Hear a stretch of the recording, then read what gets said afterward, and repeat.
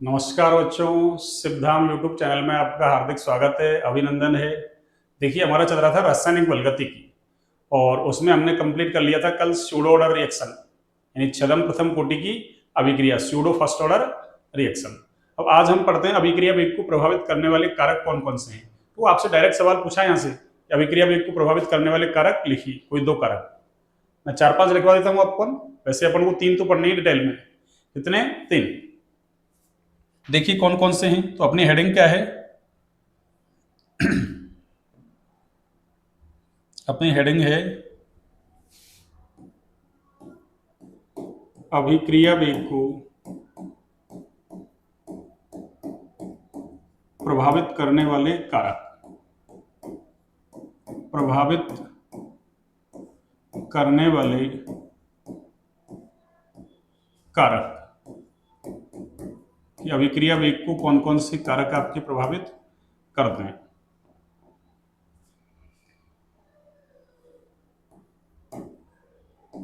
अभिक्रिया वेग को प्रभावित करने वाले कारक कौन कौन से?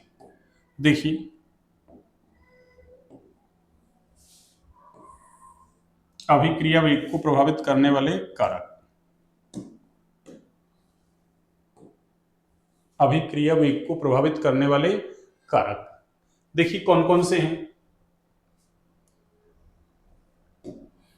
अभिक्रिया वेग को प्रभावित करने वाले कारक इंपॉर्टेंट है, आपसे डायरेक्ट सवाल पूछ लेगा। यहाँ से आपसे डायरेक्ट सवाल पूछ लिया जाएगा। पहले पूछा है अभिक्रिया वेग को प्रभावित करने वाले कोई दो कारक लिखिए। तो कैसे लिखेंगे अपन, मतलब क्या क्या लिखेंगे? देखो, एक तो है सांद्रता, जो हमको डिटेल में पढ़ना है। दूसरा है आपके ताप। एक दाब भी प्रभावित करता है, लेकिन केवल गैसीय अभिक्रियाओं के लिए, ओनली फॉर गैसियस रिएक्शन। तो क्या लिखेंगे? तीसरा दाब, और दाब केवल किसके लिए? गैसीय अभिक्रियाओं के लिए। तो क्या लिखेंगे अपन इसमें? केवल गैसीय अभिक्रियाओं के लिए। केवल किसके लिए बच्चों? गैसीय अभिक्रियाओं के लिए, यानी गैसीय अभिक्रियाओं का वेग है वो दाब पर भी डिपेंड करता है। अगला देखिए आप, सांद्रता, ताप, दाब, एक पढ़ेंगे उत्प्रेरक। तो ये तीन तो हमको पढ़ने ही है। कौन कौन से? सांद्रता, ताप और एक उत्प्रेरक। तीन तो हमको डिटेल में पढ़नी है। तो आपसे कोई दो पूछेगा, मैंने चार लिखा दी, और देख लो। पांचवा, पृष्ठीय क्षेत्रफल, सरफेस एरिया। पृष्ठीय या सतह क्षेत्रफल, सतही क्षेत्रफल, सरफेस एरिया। जैसे देखो, इसको ऐसा समझ सकते हो सरफेस एरिया को, कि मान लो एक तो अपन क्या करते हैं, जैसे कोई लकड़ी होती है बड़ी, डायरेक्ट उसको भट्टी में नहीं जलाते, उसके छोटे छोटे क्या करते हैं, टुकड़े। छोटे छोटे टुकड़े करने से क्या होता है, तो वो एक जो भी लकड़ी है उसका सरफेस एरिया कम है, उसमें से छोटे छोटे टुकड़े कर देंगे, सरफेस एरिया क्या होगा, बढ़ जाएगा, ताकि वो आसानी से जल जाएगा। नहीं डायरेक्ट तो हम लकड़ी को दे सकते हैं भट्टी में, पर वो जलेगी नहीं आराम से, तो सरफेस एरिया बढ़ जाएगा, ऐसे मान सकते हैं। या फिर कोयले का टुकड़ा है मान लो, उसको जलाओ, या फिर उसका क्या कर दो, उसका चूर्ण बना दो, उसको जलाओ, तो वो जल्दी जलेगा। क्यों? उसका सरफेस एरिया बढ़ जाएगा, पृष्ठीय क्षेत्रफल बढ़ जाएगा। और एक विकिरण भी प्रभावित करते हैं। विकिरण,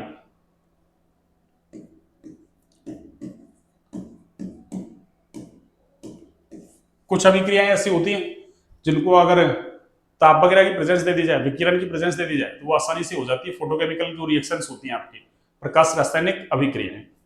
तो ये आपको ध्यान रखना है कि अभिक्रिया वेग को कौन कौन से कारक प्रभावित करते हैं। तो कौन कौन से करते हैं? छह कारक है। एक है आपकी सांद्रता, ताप, दाब, उत्प्रेरक। दाब केवल गैसीय अभिक्रियाओं के लिए, उत्प्रेरक पृष्ठीय क्षेत्रफल या इसको सतही क्षेत्रफल बोल दो। और एक क्या है? विकिरण। एक क्या है आपकी? विकिरण। अब देखिए, हम इसमें से वन बाई वन करके लेते हैं। सांद्रता का प्रभाव, यानी अभिक्रिया वेग को प्रभावित करने वाला फैक्टर कौन सा? सांद्रता। तो अगली हेडिंग क्या होगी अपनी?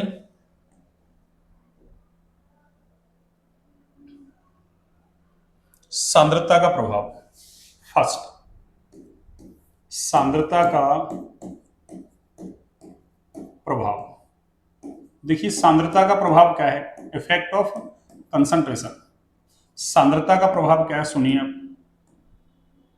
सांद्रता का प्रभाव है आपकी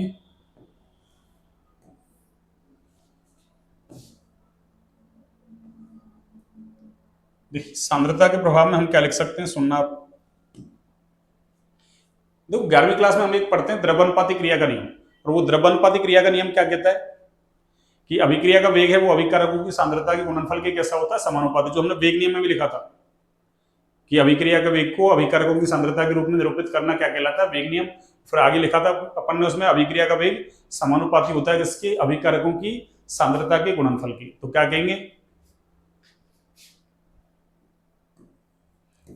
द्रव्य अनुपाती क्रिया के द्रव्य अनुपाती क्रिया के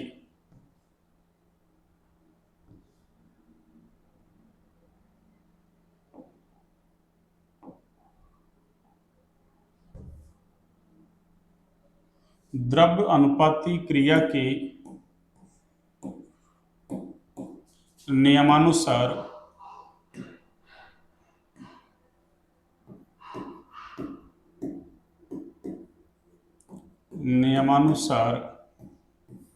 अभिक्रिया का वेग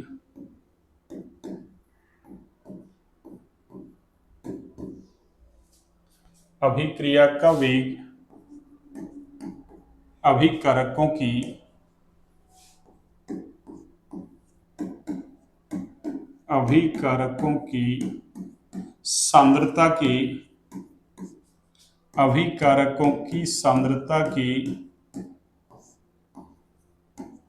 गुणनफल के समानुपाती होता है, गुणनफल के समानुपाती होता है।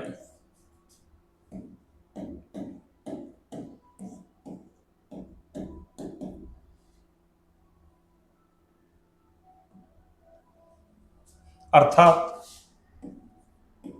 क्या कह सकते हैं अपन, सांद्रता बढ़ाने पर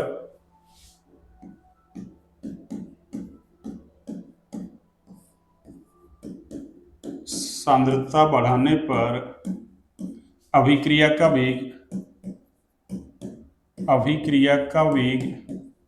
क्या होता है बच्चों, बढ़ जाता है। अभिक्रिया का वेग बढ़ जाता है। अभिक्रिया का वेग बढ़ जाता है। अभिक्रिया का वेग क्या होता है, बढ़ जाता है। अब चूंकि प्रारंभ में देखो अभिकारकों की सांद्रता क्या होती है, अरे 100% अभिकारक ही होते हैं, इसलिए अभिक्रिया का वेग भी क्या होता है, अधिक। धीरे धीरे क्या होता है, समय के साथ साथ अभिकारकों की सांद्रता घटती है तो अभिक्रिया का वेग भी घटेगा, लेकिन घट तो जाएगा, बाद में क्या होगा, कांस्टेंट हो जाएगा, कभी भी शून्य नहीं होगा। तो क्या लिख सकते हैं अपन, देखिए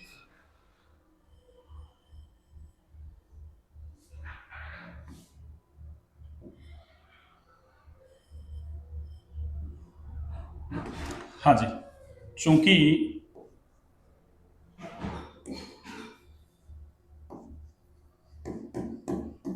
प्रारंभ में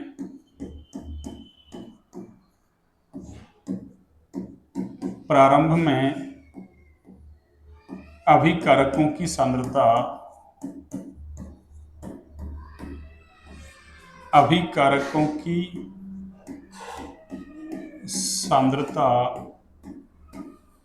अधिक होती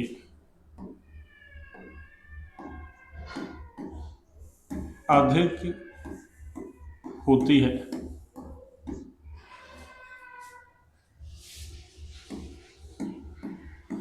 अतः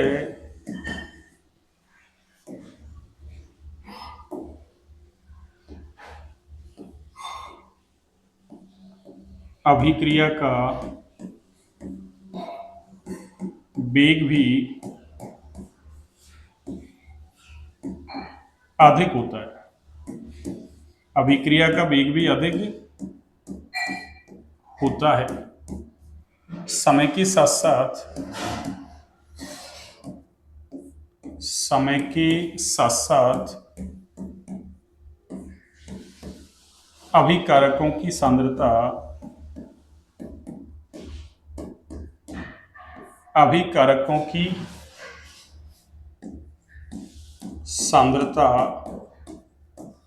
क्या होती है, घटती है। अतः अभिक्रिया का वेग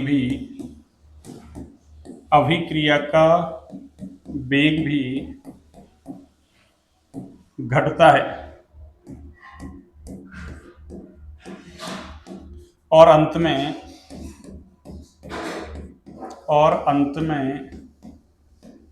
क्या हो जाता है, स्थिर हो जाता है। और अंत में स्थिर हो जाता है।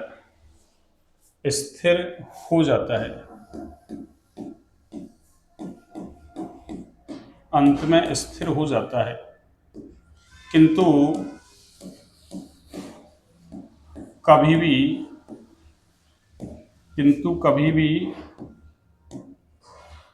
शून्य नहीं होता है।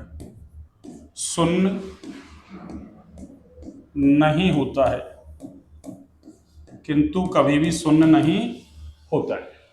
ठीक है, यानी अपन यूं लिख सकते हैं, देखो क्या, मान लो कोई अभिक्रिया है ये, जैसे ए से क्या बन रहा है, सी, या मान लो पी मान लेते हैं। ए से क्या बन रहा है, प्रोडक्ट बन रहा है कोई, और प्रोडक्ट बन रहा है तो देखो इसके लिए क्या लिखेंगे अपन, सुनना, रेट जो है ना, रेट हमने वेग नियम लिखा था, वो समानुपाती है किसकी, रिएक्टेंट की कंसंट्रेशन की। और इसकी पावर में क्या लगा दूं, मान लो पावर कुछ भी लगा दूं, जैसे अपन ने वहां एक्स और वाई लगाया था, अब की बार मैंने एन लगा दिया, या इसको मैं देखो ऐसे कह दूं, है तो कंसंट्रेशन ही, इसको चाहे तो आप ऐसे कह सकते हैं, देखो कि रेट समानुपाती है किसकी, कंसंट्रेशन की पावर एन के। या इससे मैं क्या लिख सकता हूं, देखो इसको हटाओगे, एक स्थिरांक लगाओगे, तो इसको मैं ऐसा कह सकता हूं, देखो कि रेट को मैं कह दूं कि प्रारंभ में जो रेट है उसको R1 कह देता हूं, बाद वाली रेट को R2 कह देता हूं, तो देखो क्या हो जाएगा, R2 अपॉन R1, आपको ये फॉर्मूला याद रखना है, बराबर क्या होगा, C2 अपॉन C1 की power n। R2 upon R1 यानी बाद वाला वेग R2, पहले वाला वेग क्या है, R1, बराबर क्या है, C2 अपॉन C1 की पावर n। क्यों, अरे इसको R को, C को इसके नीचे ले जाऊंगा ना, तो बराबर कांस्टेंट हो जाएगा ना। जैसे कभी आपने ऐसे पढ़ा हो कि V समानुपाती किसकी, T की, तो आप ऐसा कर सकते हो ना, V अपॉन T बराबर क्या लिख सकते हो, कांस्टेंट। तो फिर इसको आप ऐसा कर सकते हो ना, अरे V1 अपॉन T1 बराबर V2 अपॉन T2, ऐसा कर सकते हो। या इसको ऐसा भी कर सकते हो आप, V1 अपॉन V2 बराबर अरे T1 अपॉन T2, ऐसा भी कर सकते हो आप। बस वही मैंने किया, सी को नीचे ले जाओ, इसकी तरह बराबर कांस्टेंट हो जाएगा, तो वही R2 अपॉन R1 बराबर C2 अपॉन C1 की पावर, क्यों यहाँ n चल रहा पावर इसलिए। तो इस फॉर्मूले से हम क्या करेंगे, न्यूमेरिकल सॉल्व करेंगे भैया ना। इस फॉर्मूले से क्या करेंगे हम, न्यूमेरिकल सॉल्व। देखिए कैसे करेंगे, सुनिए अब।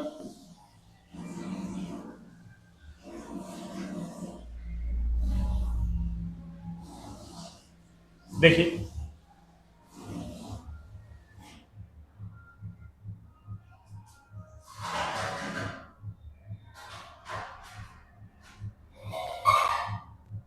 हाँ भी,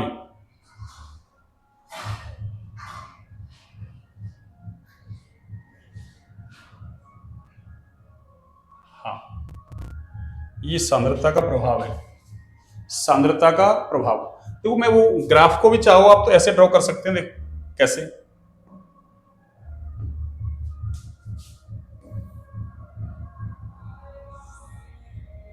देखिए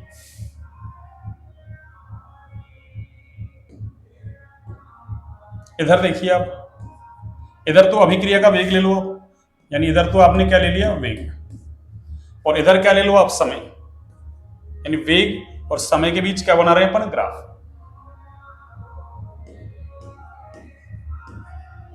हाँ जी, वेग और समय के बीच में क्या बना रहे हैं अपन, ग्राफ।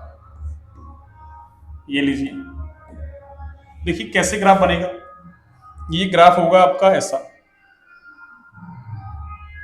देखिए थोड़ा सा ना, हाँ आवाज आ रही होगी, डिस्टर्बेंस थोड़ा सा ना, क्यों बाहर से है ना, एक यात्रा वगैरह जा रही है, तो थोड़ा बहुत है ना, वो तो अपने हाथ में नहीं है, ठीक है ना। देखिए ये ग्राफ ऐसा आएगा आपके,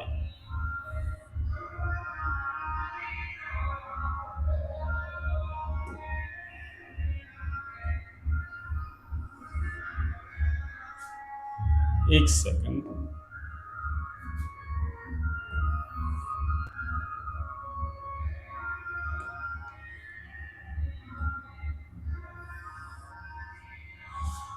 ये लो, इस तरीके का ग्राफ आएगा ये। क्योंकि प्रारंभ में क्या है,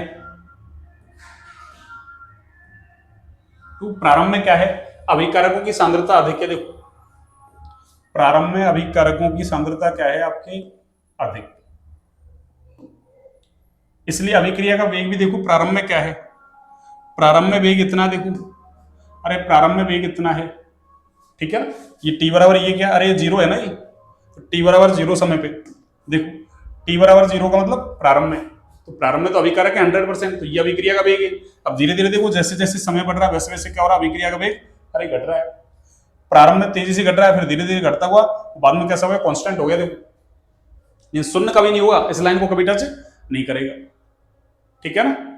तो इसका मतलब क्या हुआ कि प्रारंभ में अभिकारक ज्यादा होते हैं, इसलिए अभिक्रिया का वेग भी ज्यादा होता है, और धीरे धीरे क्या होता है, अरे धीरे धीरे क्या होता है कि अभिकारकों की सांद्रता घटती है, इसलिए अभिक्रिया का वेग भी घटता है और बाद में स्थिर हो जाता है, शून्य कभी भी नहीं होता। तो आपको तो एक तो ये फॉर्मूला याद रखना है, इंपॉर्टेंट तो क्या है आपकी फॉर्मूला, ये इंपॉर्टेंट तो आपकी क्या है, फॉर्मूला, ठीक है। अभी इस पर आधारित अपन क्वेश्चंस करते हैं। देखो ये इंपॉर्टेंट है आपकी फॉर्मूला, ये फॉर्मूला आपके इंपॉर्टेंट है, R2/R1 बराबर C2/C1 की पावर n। अब जैसे अपन ने यहाँ तो एक ही रिएक्टेंट लिया, मान लो दो रिएक्टेंट होते, जैसे अपन ने वहां किया था ना a की पावर x b की पावर y, बस ऐसे ही कर देंगे अपन। R2/R1 बराबर क्या होगा, C2/C1। अब a है मान लो तो a लिख देंगे, उसकी पावर x कर दो, फिर ऐसे C2/C1, और फिर क्या है मान लो b है तो b की पावर क्या कर दो, y कर दो। ऐसे मान लो c और होता है ऐसे, तो c की पावर क्या कर देते, z कर देते, ठीक है ना। देखिए अभी अपन क्वेश्चंस करेंगे तब आपको और समझ में आ जाएगा। देखिए आपके एनसीईआरटी में दे रखा है, देखो ये क्वेश्चंस ऐसा दे रखा है, देखो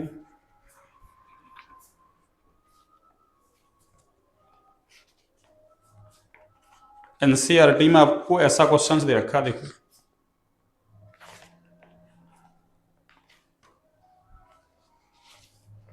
देखिए एन क्या है, ये वाला जो एन है ना, ये तो आपको पता ही है एन क्या है ये। अरे ये एन जो है ना आपके एन, ये क्या है आपके ऑर्डर ऑफ रिएक्शन, अभिक्रिया की कोटि है ये, ऑर्डर ऑफ रिएक्शन। अरे सांद्रता पदों के घातांकों का योग करते थे ना अपन, वो अभिक्रिया की कोटि होती थी, तो ये क्या है आपकी अभिक्रिया की कोटि। तो देखिए सवाल क्या है, सुनिए आप, सवाल दे रखा है हमको ऐसा, क्वेश्चन 4.10,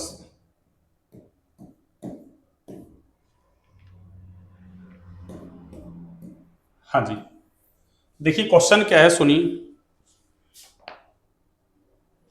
तो ए और बी के मध्य अभिक्रिया में ए और बी की विभिन्न प्रारंभिक सांद्रताओं के लिए प्रारंभिक सांद्रता दे रखी है, प्रारंभिक वेग R0 नीचे दिए गए हैं, ए और बी के प्रति अभिक्रिया की कोटि क्या है, ए और बी के प्रति कोटि पूछ रहा है हमसे। देखिए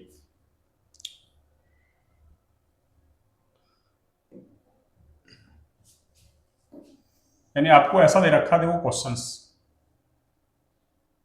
ये चलो मैं इसको इधर बनाता हूं, देखो इधर अपन सॉल्व कर लेंगे।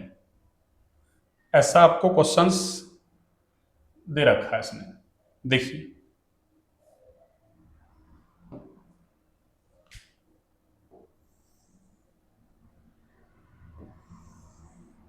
हाँ जी,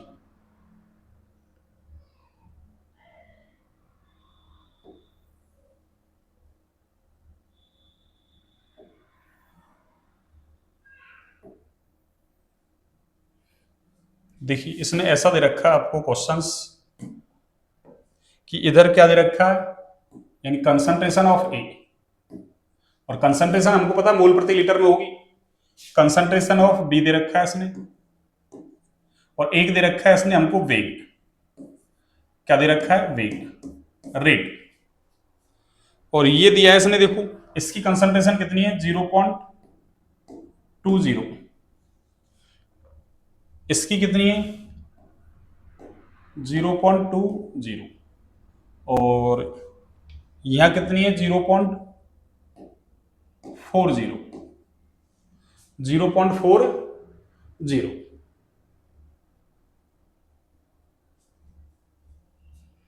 और बी की देखो, बी की दे रखी है इसने 0.30, और यहां दे रखी है इसने 0.10, और यहां दे रखी है इसने 0.05। ये लीजिए। आगे क्या है देखो, इसका वेग दे रखा है इसने क्या? 5.07 गुना 10⁻⁻5।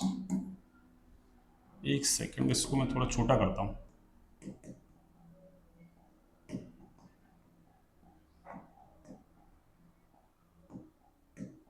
हाँ जी, 5.07 गुना 10⁻⁻5।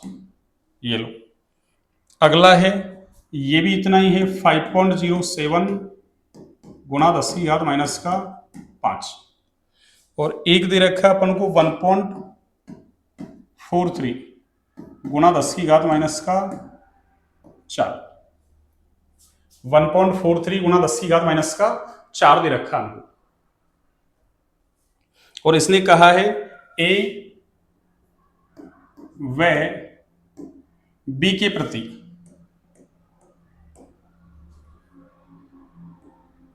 ए व बी के प्रति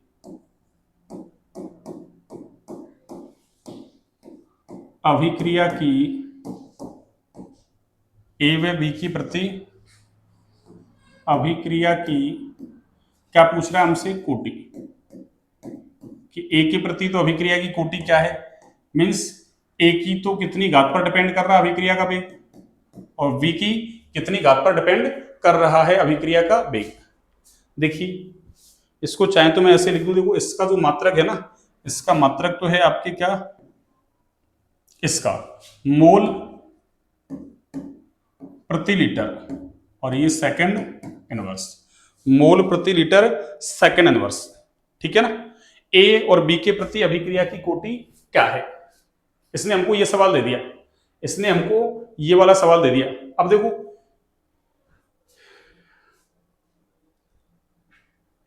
इसको कैसे सॉल्व करेंगे। देखिए एक तरीके से इसने अपन को, देखो ए की 3 सांद्रताएं दे दी, 3 है ना। एक बार 0.20, 0.20 और 0.40, और बी की भी 3 बार दे दी। और देखो अभिक्रिया का वेग भी दे दिया कि जब ए की सांद्रता इतनी, बी की इतनी, तो अभिक्रिया का वेग इतना। ऐसे ए की सांद्रता इतनी, बी की सांद्रता इतनी, और अभिक्रिया का वेग इतना है। ऐसे ए की सांद्रता ये, बी की सांद्रता ये, और अभिक्रिया का वेग ये है। देखिए इसको अपन ऐसे सॉल्व कर देते हैं, देखो कैसे, सुनना। इसको मैं समीकरण नंबर, देखो इसको 1 दे देता हूं, ये वाला जो है ना, इसको मैं समीकरण नंबर 1 दे देता हूं, और ये वाली कंडीशन है इसको समीकरण नंबर 2, और इस वाली कंडीशन को समीकरण नंबर 3। यानी ये समीकरण 1 हो गया, ये समीकरण 2, और ये समीकरण 3, ये समीकरण 3, ठीक है। अब देखिए, आप समीकरण 1 और 2 को ले लो चाहो तो, और चाहो तो आप 2 और 3 को ले लो, आपकी इच्छा है। और देखो मैं ऐसे ले लूं, समीकरण 1 को और 2 को ले लेता हूं। तो देखो 1 और 2 में क्या है, एक ही सांद्रता तो जितनी पहले थी उतनी बाद में, एक ही सांद्रता में तो कोई परिवर्तन हो ही नहीं रहा ना। तो सांद्रता में परिवर्तन हो ही नहीं रहा, तो अभिक्रिया का वेग इस पर डिपेंड करेगा क्या? अरे इस पर डिपेंड करेगा क्या? नहीं करेगा। तो फिर अभिक्रिया का वेग किस पर डिपेंड करेगा? केवल बी की सांद्रता पर। क्यों? बी की सांद्रता 0.30 थी, उससे कितनी होगी? 0.10। देखो इसमें चाहो तो आप ऐसे भी लिख सकते हो, ये सांद्रता है, यानी कैपिटल एम लगा सकते हो इसमें। सब में क्या लगा सकते हो आप? Capital M. ये लो, कैपिटल एम, और ये भी आपकी कैपिटल एम, और ये भी क्या है आपकी कैपिटल एम। ठीक है, यानी ये मोलरता दे रखी है। तो मैं ऐसे लिखूं, देखो कि समीकरण 1 और 2 से, देखिए समीकरण 1, ये चलो मैं पेन चेंज कर देता हूं एक बार। हाँ जी, देखना, अच्छा सवाल है। समीकरण 1 व 2 से, 1 व 2 से, समीकरण 1 और 2 से, देखो इसको मैं रेट को R1 कह दूं, ये रेट कौन सी है R2। तो देखना, एक सेकंड में इसमें देख लेता हूं कोई गलत तो नहीं है, हाँ सही है वही। अब देखो अगर मैं ऐसे कहूं कि R2 अपॉन R1 बराबर क्या होगा, देखो C2 अपॉन C1, और ये A के लिए बात कर रहे हैं, इसकी पावर मान लेते हैं X, और भाई सांद्रता का गुणनफलित करते हैं अपन C2 अपॉन C1, और ये किसकी है B की, इसकी पावर को मान लेते हैं Y। देखना R2 अपॉन R1, जैसे ये R1 है तो ये R2 हो गया ना, तो R2 अपॉन R1 तो कितना है, अरे ये तो 1 चल रहा है, जितना पहले था उतना ही बाद में, तो ये 5.07 गुणा 10 की घात माइनस 5 में 5.07 गुणा 10 की घात माइनस 5 का भाग लगाओगे तो एक ही तो आएगा। तो ये क्या हो गया आपके एक बराबर क्या चल रहा है, देखना आप बराबर, देखना आप क्या चल रहा है, सांद्रता में भी कोई चेंज नहीं है, अरे सांद्रता में भी कोई चेंज नहीं है, तो ये तो क्या हो जाएगा, तब सांद्रता में चेंज नहीं है तो अभिक्रिया का वेग इस पर डिपेंड करेगा ही नहीं, अरे अभिक्रिया का वेग इस पर डिपेंड करेगा ही नहीं, यानी x बराबर तो क्या हो जाएगा, यहां से 0 हो जाएगा ये एक ही प्रति दो, तो क्या होगा यहां से बचा क्या C2 अपॉन C1, यानी ये कितना हो गया, देखो 0.30 था, उसका क्या रह गया 0.10, इसका मतलब सांद्रता घट गई, तो कितना घट गई है, अरे C2 अपॉन C1 कितना है, C2 अपॉन C1, C2 तो कितना है 0.10, और C2 कितना है 0.30, तो इसको काटोगे तो कितना आएगा, ये 1/3 ही तो आएगा, अरे 1/3 ही तो आएगा ही, तो क्या कर सकते हैं देखना आप, 1/3 आएगा तो ये कितना हो गया आपका 1/3, 1/3, और इसकी पावर क्या चल रहा है, अरे इसकी पावर क्या चल रहा है, देखो अरे अगर आपको ऐसा हो रहा है ना तो इसको देखो रख लो, देखो इसको रख दो, चलो ए वाला अगर आपको दिक्कत है ना, इसको मैं पूरे को रख देता हूं जिससे आपको एक बार ना दिक्कत नहीं आए, क्यों थोड़ा सा आप है ना 12th क्लास में पढ़ रहे हैं आप, तो आपको थोड़ा सा ऐसा लगेगा सर ये है ना डायरेक्ट कहां से आ गया, ये लो मैं ऐसा कर देता हूं, देखो कैसे, सुनना आप, जो R2 का मतलब क्या है, अरे ये तो समझ में आ गया, समीकरण 1 और 2, समीकरण 1 तो ये रहा और समीकरण 2 ये रहा, तो जैसे मान लो इसको अपन ने क्या कह दिया, प्रारंभिक सांद्रता A1 थी, ये मान लो बाद में थी, या इसको C1 इसको C2 या A1 A2 कह सकते हो, आपकी इच्छा है, और ये R1 और ये क्या है R2, तो देखो R1 R2 तो कितना होगा, ये तो आपकी वही 5.07 गुणा 10 की घात माइनस का 5, और अपॉन में क्या चल रहा है वही 5.07 गुणा 10 की घात माइनस का अरे 5, और बराबर क्या चल रहा है देखो आप C2 कितना है, वही 0.20 है, ये लो अरे 0.20, और बाद में भी क्या है C1 भी कितना है 0.20, C2 भी कितना है 0.20, और इसकी पावर क्या कर रहे हैं अपन, अरे ये A है और इसकी पावर क्या कर रहे हैं X। इधर देखो आगे C2 अपॉन C1, C2 कितना है 0.10, अपॉन C1 कितना है 0.30, ये लो, और ये किसकी बात कर रहे हैं अपन, अरे ये B की बात कर रहे हैं अपन, किसकी बात कर रहे हैं B, और इसकी पावर क्या ले ली अपन ने Y।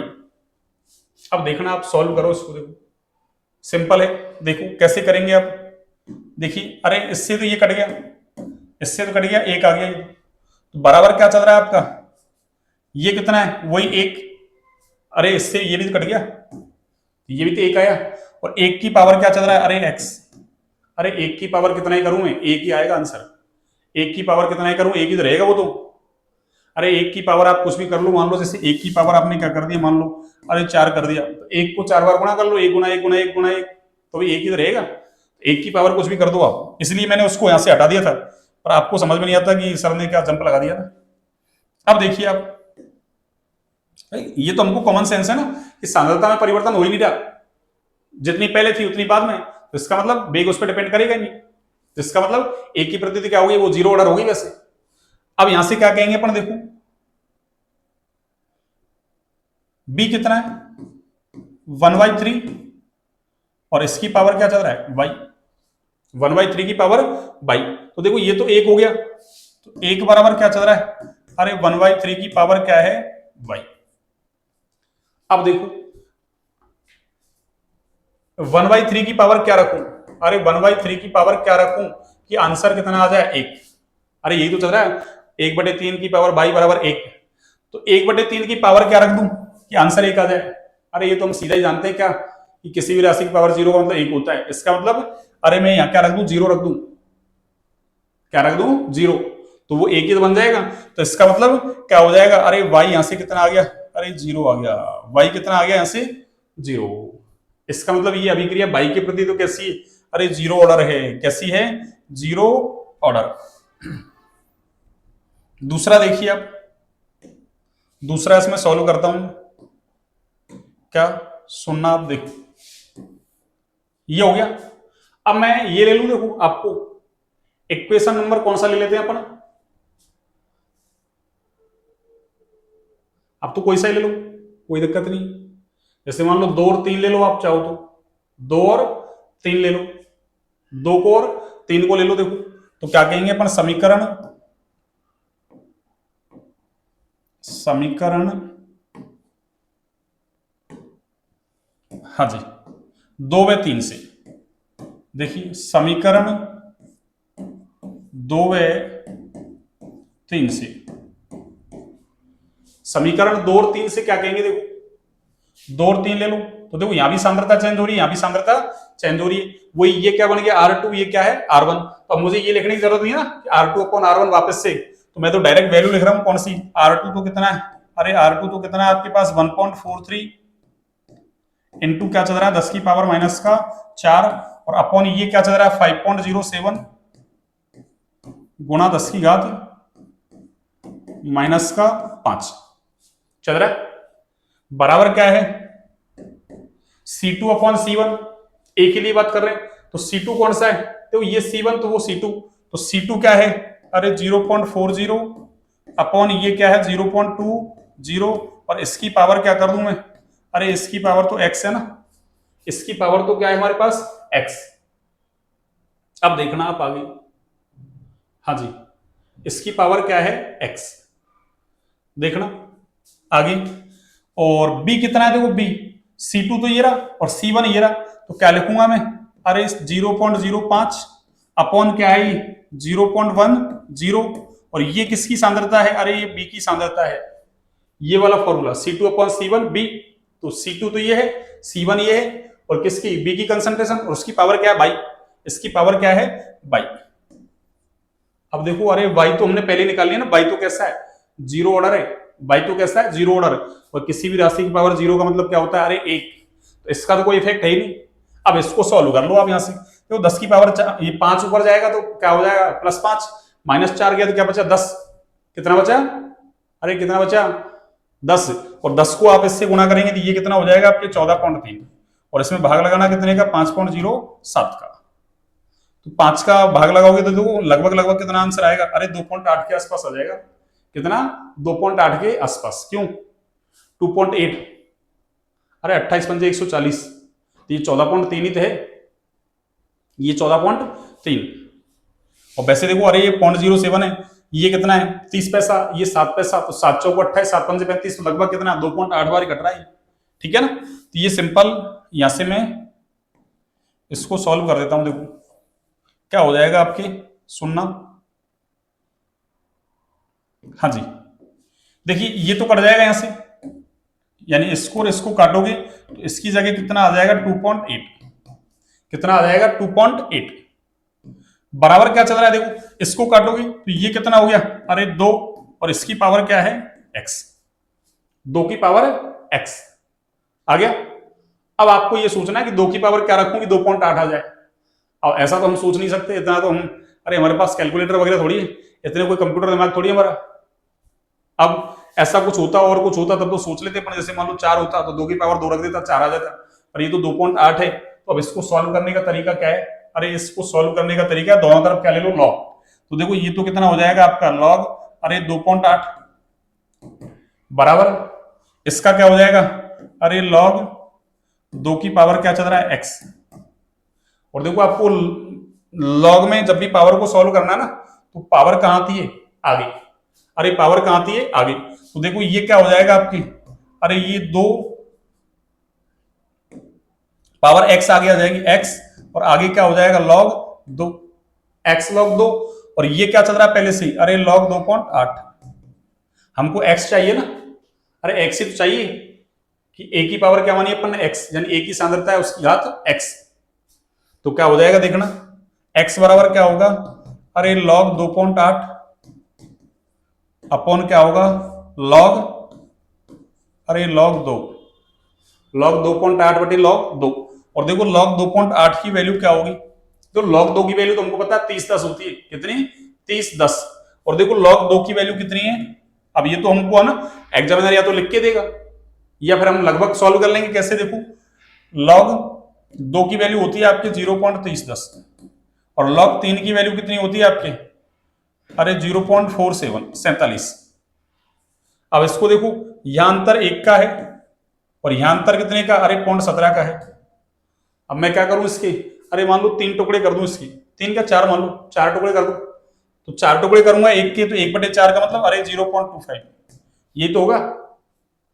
तो इसके भी 4 टुकड़े कर लो तो लगभग कितना हो जाएगा, 0.04, ये तो होगा। अरे यही होगा ना, 0.04, 0.4 मत कर देना, ये 17 पैसे वो 40 पैसे हो जाएंगे, नहीं गलत हो जाएगा, 4 पैसे। अब देखो इसका चौथा हिस्सा कितना है, 0.25, और इसका चौथा हिस्सा कितना है, 0.04। देखो अरे 3 और 2 के बीच कौन आ रहा है, अरे 2.8 ही तो आ रहा है, 2.8।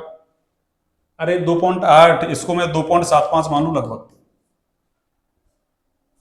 अरे 2 और 3 के बीच में कितना, 3 में से 0.5 घटाओगे 2.7 ही तो आएगा। तो यहाँ 2.8 ही दे रखा है हमको, तो बस क्या करो आप 0.04 कम कर लो, किसमें से, अरे 0.47 में से, यानी 0.43 के आसपास क्या आ जाएगी आपकी वैल्यू, 0.43 के आसपास। तो ये कितना हो जाएगा, अरे 0.43, 0.43 के आसपास ये वैल्यू आ जाएगी आपकी, ये लो। और ये वैल्यू कितनी चल रही है आपकी, 0.30 के आसपास। 43 में 30 का भाग लगा लो, कितना आ जाएगा, अरे दशमलव से दशमलव का हिसाब किताब तो खत्म हो गया ना, दशमलव से दशमलव का हिसाब किताब खत्म हो गया। तो क्या करोगे आप आगे देखना, हाँ जी, ये दशमलव से दशमलव कैंसिल, और 30 का भाग लगाते हैं तो कितना आता है देखो, अरे 1, और बचा कितना 13, और 13 का मतलब 130, पॉइंट लगाएंगे तो पॉइंट,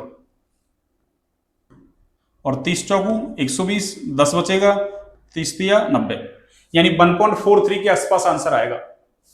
तो देखो ए के प्रति तो अभिक्रिया की कोटि कितनी है,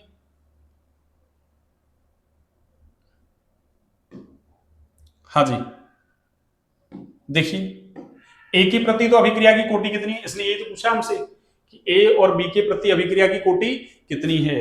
तो देखो अरे ए की पावर तो एक्स मानी अपन ने, तो एक्स तो कितना आया 1.43, और वाई कितना आया, देखो बी की पावर वाई मानी तो वाई तो 0 आ गया ना। तो इसका मतलब क्या कहेंगे कि ए की प्रति तो कितनी है, अरे ऑर्डर कितना, ए की प्रति तो 1.25, और बी के प्रति कितना है, अरे 0, कितना है 0।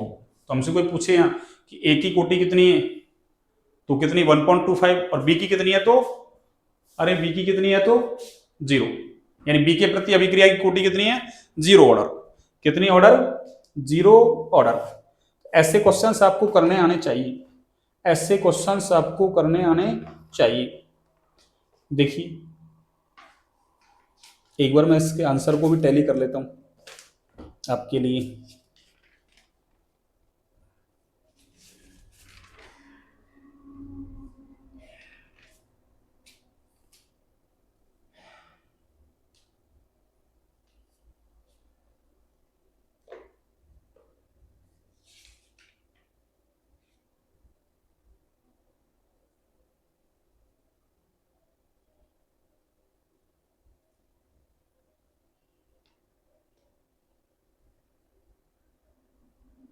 हाँ देखिए, इसने देखो वही किया इसने भी, इसने लगभग में ले लिया आंसर। कैसे? तो इसमें वही बी के प्रति तो जीरो ऑर्डर है जो हमारे पास आ गया। ये तो किसकी है? अरे ये तो बी की है, बी के प्रति। ये लो मैं और लिख दूं दोबारा से, भाई बी के प्रति तो कैसा हो गया? जीरो ऑर्डर हो गया ना हमारे पास। और ये कौन सी आई है? अरे ये वाली ए की आई है। ये वाली किसकी आई है? ए की। यानी ये कौन सी है? ए, ए के प्रति। बस इसने कुछ नहीं किया इसको। अरे इसको 1.43 का मतलब 1.5 ही तो हो गया लगभग, तो इसने इसको 1.5 लिख दिया। और 1.5 को भी कैसे लिखा इसने? अरे 1.5 को भी ऐसे लिख सकते हैं 3/2। तो इसने बस 3/2 लिख दिया इसको। क्या लिख दिया? 3/2 इसने। ठीक है ना? कोई दिक्कत है क्या? दोबारा सुन लो एक बार, एक बार दोबारा सुन लो। देखो, हाँ जी देखिए,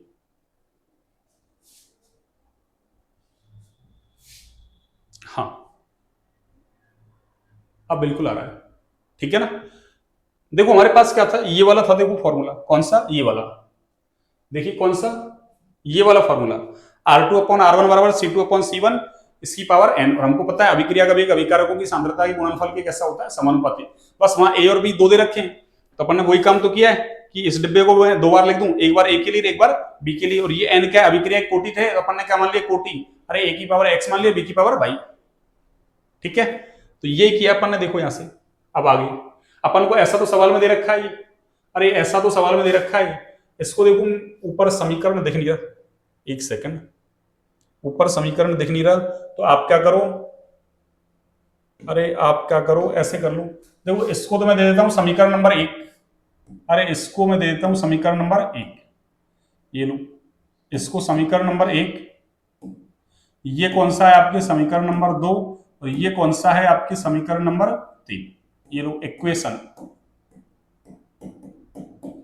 कैसे? तो समीकरण 1 ऐसे हो गया, ये ऐसे समीकरण 1, ये समीकरण 2 और ये समीकरण 3। क्यों? किताब वाले ने ऐसे बना रखा है कि बाकी तो इसको ऐसे बनाना चाहिए था, थोड़ा सा ना, एक को ऊपर कर देते और इसको नीचे कर देते, इसको घुमा देते ऐसे डिब्बे को। अरे इस डिब्बे को घुमा देते ऐसे उल्टा। ठीक है ना? जिससे समीकरण देने में आसानी रहती। अरे ऐसे देते हैं ना, पर समीकरण ऐसे देते हैं, तो आसानी रहती ना ये समीकरण।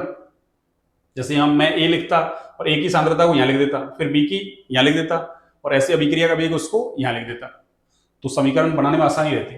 ठीक है ना? तो इसको ऊपर से तो मैं मिटा देता हूं, इसको ये वाला, ये दिख भी नहीं रहा ना अपन को। और अब की बार मैंने नीचे दे दिया समीकरण। ये समीकरण 1 है, ये समीकरण 2, ये समीकरण 3। इक्वेशन का मतलब समीकरण। अब देखिए, आप सुनिए, अपन ने क्या किया? ए और बी के प्रति अभिक्रिया की कोटि पूछी अपन से। ये अभिक्रिया का वेग दे रखा है, जैसे इसको अपन R1 मान रहे हैं, इसको R2, फिर 2 और 3 ले लें, तब इसको R1 इसको R2। अरे पहले वाले को R1 बाद वाले को R2। तो देखो यहाँ ए की सांद्रता 0.20 और 0.20, यहाँ तो कोई परिवर्तन हुआ ही नहीं, तो अभिक्रिया के वेग में कोई परिवर्तन नहीं होगा। तो हमने तो ना समझने के लिए लिख दिया, मैंने इसको तुमको समझाने के लिए लिख दिया। क्यों आपके चक्कर पड़ जाता? फिर ये R2 ये R1, देखो R2/R1 सेम ही है, कटेगा, एक आ जाएगा। और देखो ए कितना है? पहले भी इतना ही था, बाद में भी इतना है, मैंने यही रख दिया, ए की पावर x कर दिया। अब देखो ये तो कट गया, एक आ गया, और एक की पावर x करो, अरे एक की पावर कुछ भी करो, एक ही रहेगा। तो ये तो हो गया एक। और यहां से इसको काटोगे ना, इसको, अरे इस वाले को काटोगे आप, किस वाले को? इस वाले को काटोगे, तो ये कितने बार कट गया? ऊपर 1 नीचे 3। अरे ऊपर 1 और नीचे 3 ऐसे कट गया, ये ऊपर 1 नीचे 3। तो 1/3 की पावर क्या चल रहा है भाई? अब देखो इसका मतलब तो 1 हो गया, तो बचा क्या हमारे पास? 1/3 की पावर बाई, और बराबर में क्या है? 1, तो है ना? तो बाई की वैल्यू क्या रखूं कि 1 हो जाए वो? तो वाई की वैल्यू क्या रखूं? अरे किसी भी राशि की पावर 0 का मतलब 1, तो वाई की वैल्यू क्या रख दूं मैं? अरे 0 रख दूं, तो ये 1 बन जाएगा ना। तो बस बाई के प्रति अभी, है ना, मतलब बाई बराबर क्या आ गया? 0। इसका मतलब बाई क्या है? अरे बी की पावर, इसका मतलब बी के प्रति अभिक्रिया की कोटि कैसी है? 0 ऑर्डर है। और यही मैंने लिखा कि ये बी के प्रति 0 ऑर्डर। फिर अपन ने क्या कर दिया? समीकरण 2 और 3 को ले लिया। तो देखो ये R2 ये R1, तो R2/R1 बराबर, देखो ए कितना है? ए के लिए अरे बाद वाली कंसंट्रेशन 0.40, पहले वाली कितनी है? 0.20, यानी ये C2 ये C1। और देखो बी वाली क्या है? C2 और ये C1, ये रख दिया मैंने। और इसकी पावर क्या है? बाई। और देखो अरे भाई तो पहले से 0 आ रहा है ना, तो इसकी पावर क्या रखूंगा मैं 0, और इसकी पावर 0 रखूंगा, तो ये तो 1 हो गया, तो बच्चा हमारे पास यही तो ये तो इसको मैंने सॉल्व किया तो 2.8 आ गया, और ये कितना आ गया आपके पास, इसको काटोगे तो 2 की पावर x। अब वही 2 की पावर क्या रखूंगी, 2.8 आ जाए। अब इतना तो हमको आता थोड़ी, भाई कंप्यूटर थोड़ी ना हम, तो हमने क्या कर दिया, इसको सॉल्व करने के लिए कैसे कर दिया, इसका लॉग ले लिया, इसका क्या कर दिया लॉग, तो इसका लॉग लिया तब तो लॉग 2.8, उसका लॉग लिया तो देखो लॉग 2 की पावर x, और इसको सॉल्व कर देना तो पावर आगे आती है, तो x लॉग 2, और ये क्या है लॉग 2.8, मुझे तो x निकालना है ना, तो मैं क्या करूं लॉग 2 को नीचे भेज दूं, मैंने ये किया 2.8 बटे लॉग 2 का मान तो मुझे पता है 30 10 होता है, और इसका मान 2.8 का पता नहीं है, तो कैसे पता कर लिया, 3 का मान 0.47 होता है और 2 का मान कितना होता है 0.30, तो लॉग में अंतर 1 का है और उधर अंतर कितने का है 0.17 का। अब 1 के मैंने 4 हिस्से कर दी, 1 कितना हो गया, अरे 0.25, तो 0.25 क्या कर लो 3 में से कम कर दो तो कितना हो जाएगा, अरे 2.75, तो ये 2.80 है, क्या फर्क पड़ रहा है, लगभग तो ऐसे निकालेंगे, नहीं तो वो सामने वाला अपने आप लिख देगा लॉग 2.8 की वैल्यू इतनी, तो बस वो रखना और 0.30 का भाग लगाना, जो भी आंसर आएगा वो आ जाएगा। तो एक प्रति कोटि कितनी आ गई, अरे लगभग 1.5 आ गई, कितनी आ गई 1.5, एग्जैक्ट पूछे तो 1.4344 लिख दोगे, 45 लिख दोगे तब भी कोई फर्क नहीं पड़ रहा, ठीक है ना। जैसे कोई जरूरी नहीं है, ऐसे आपने मैंने लिया कितना 0.43, तो आप लगभग में ऐसा ले सकते हैं 0.44 ले सकते हैं, 45 ले सकते हैं, कोई दिक्कत नहीं है, जैसे 45 ले लो और ये 0.30 कर जाएगा ना, अरे 45 और 30, 45 30 आसानी से कर जाएगा, 15 3 45 और 15 दूना 30 और 3 में 2 का भाग लगा दो, ये लो, इसको मैं ऐसे कर दूं, ये लो, और आपको है ना आसानी रहेगी, ये लो ये लो ये लो, अब आपकी दिक्कत ही खत्म हो जाएगी, कैलकुलेशन करने की ज्यादा जोर ही नहीं आएगा, ये लो, ये कितना कर दूं मैं 0.45, ये 0.30, तो वो आंसर कितना आ जाएगा, अरे वो आंसर कितना आ जाएगा बच्चों 1.5 आ जाएगा, ये लो सीधे ही, ये लो, आपको ज्यादा जोर ही नहीं आएगा। हाँ जी, ये कितना हो गया आपके 1.5, क्यों, ये 15 दिया 45 और ये 15 दूना 30, ये लो, अपने आप वो ऐसी वैल्यू लिखेगा जो आसानी से कट जाए, ठीक है ना। तो ए के प्रति अभिक्रिया की कोटि कितनी है, अरे ए के प्रति कितनी है 1.5 और बी के प्रति 0, और अगर हमसे पूछता है ओवरऑल अभिक्रिया की कोटि क्या है, तो ओवरऑल तो क्या होता है, अरे ए की कोटि को और बी की कोटि दोनों को जोड़ दो, सांद्रता पता होगी घातांकों का योग, 1.5 और 0 को जोड़ेंगे तब भी कितना आएगा, अरे 1.5 ही आएगा। तो हमसे ऐसे पूछ लेते अभिक्रिया की कोटि क्या है, इसलिए तो अलग अलग पूछा है, ओवरऑल पूछता अभिक्रिया की कोटि क्या है, तो दोनों को जोड़ दो तो भी कितनी आएगी 1.5 आएगी, कितनी आएगी 1.5। तो ये मेरे हिसाब से आपके समझ में आ गया होगा, ये क्वेश्चन आपके समझ में आ गया होगा, अच्छा है, कंपटीशन एग्जाम वगैरह में पूछ लेता है आपसे, 12th क्लास में एनसीईआरटी में दे रखा है पूछ सकता है, कोई मनाही थोड़ी कर रहा है इससे, भाई मत पूछे, ठीक है ना। अब देखिए अगला प्रभाव क्या पढ़ेंगे अपन, ताप का प्रभाव, कौन सा प्रभाव, ताप का प्रभाव, लेकिन इसको पढ़ेंगे अपन कल, आज अपन ने किसका प्रभाव पढ़ लिया, सांद्रता का, किसका बच्चों, सांद्रता का। क्लास अच्छी लगे तो क्लास को लाइक सब्सक्राइब शेयर करें, ताप का प्रभाव भी इंपॉर्टेंट है, उसको पढ़ेंगे कल, जिसमें आरएनएस का समीकरण वगैरह आएगा, इंपॉर्टेंट है आपकी।